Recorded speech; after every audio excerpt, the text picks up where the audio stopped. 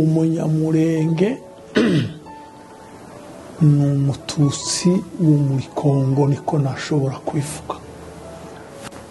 Abo batutsi mvuga bo muri Kongo ni abantu bambutse bava mu Rwanda mu binyejana bitambutse, si ibyanone, ni mu binyejana bitambutse.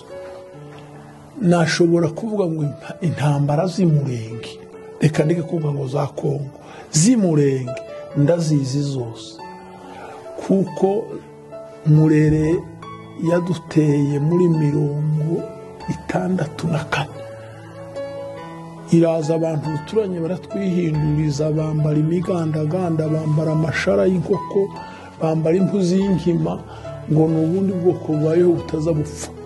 Ngo urashusasu ibwo ngo buzavuga ngo mayi rugatibuka.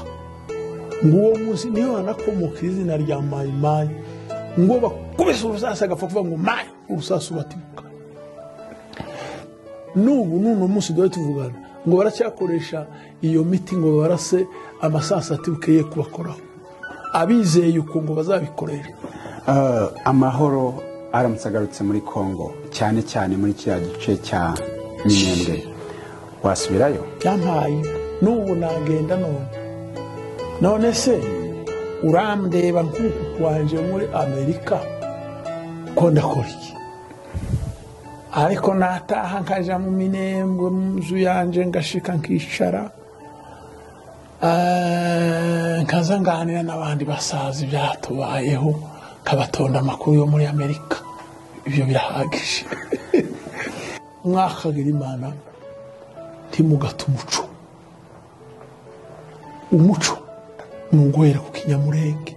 Ariko uri kurumva uko duhaye tukizira, uri kurumva uko tuhaye tugitoterezwa, nitumangwa ariko twama tukirekura mbere ngo turiko turavuga icyongereza. Hari aho kizaducekira icyongereza, umusaza niwe cyocika nkanje aho habe nanje ubu ngubu sigaye menya kumenya ngo kampiye amaze kumenya kuvuga ngo wotamaze kumenya utuntu dupfuye na uko nanje n'uruhongatora kamwe taco bakidunga icyongereza. Aho kitume dutumuco wacu w'ikinyamurenge, imvugo y'abasogokuru n'abasogokuruza n'abadata bavuze